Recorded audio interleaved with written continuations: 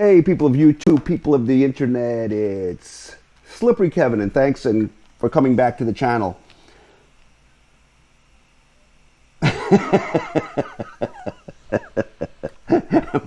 My daughter's looking at me like I have 3 heads.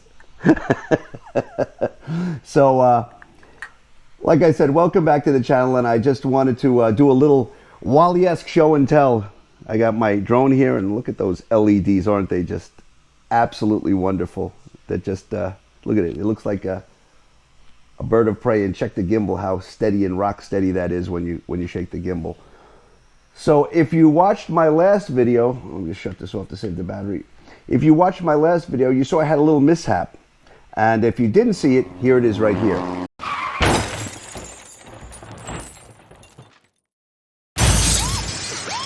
That little mishap, it was on active track, which follows the subject, and it has a lot of collision avoidance sensors, and it seems that when it got into the little branches, they didn't work exactly right, so it's not 100%, but hey, what in life is 100%? But I like the way the active track work. It makes for some interesting shots, and I thought that was cool. So the next thing I've moved on to try to see what's going on and learn a little bit more, because there's a lot of stuff to learn, not just about flying the drone, but about photography. The next thing that caught my attention was this mode called hyperlapse. And this hyperlapse is basically a variant of time-lapse. So all you do is basically put in waypoints, and there's different methods of doing it, but the method that I found the easiest to do is basically you're putting in 2 or 3 or 4 or however many waypoints you want. You set the interval to take pictures, 2 seconds, 3 seconds, 4 seconds, how often you want pictures to be taken, and then you send the drone up to fly this flight profile,